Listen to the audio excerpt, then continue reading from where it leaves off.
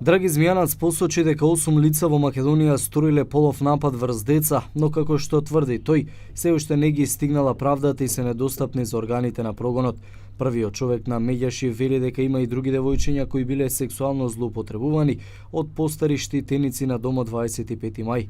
Според него пропусти има во системот, кој мора да претрпи измени, особено во законската регулатива.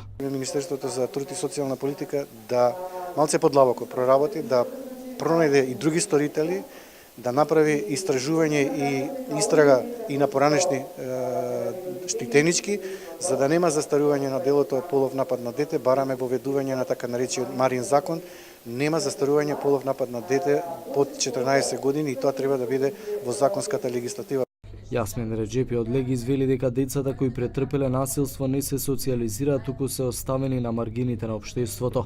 Тој вели дека постојано треба да се прават контроли кои ќе наблюдуваат работата на штитениците во домот. Многу малку се потсетуваме на нив и како такви, како заборавени, и оние луѓе кои што работат со нив се заборавени. Значи нема контрола не се прават психолошки тестови на нив, не се работи за да се организираат семинари, за да се види нивното ментално здравје, бидејќи не секој е способен и може да работи со деца.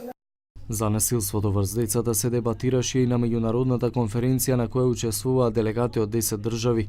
Половина од децата во светот искусиле физичко, психолошко или сексуално насилство. Затоа е потребно борба на граѓанскиот сектор, институциите и религиските заедници.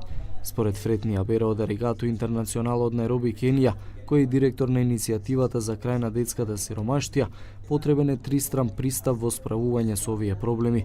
Тој рече дека треба да се види каде се пропустите и проблемите, потоа тие да бидат мотив за менување на политиките за решавање на проблемот, како и воспоставување социјални промени.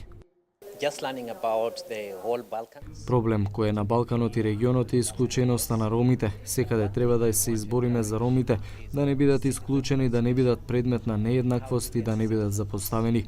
Потребна е промена на политиките, но и промена на свеста. Луѓето треба да размислуваат поинаку. Статистиките презентирани на конференцијата покажуваат дека половина од децата во светот биле физички, психолошки или сексуално злоупотребувани, а на секои 5 минути по едно дете убиено при насилство.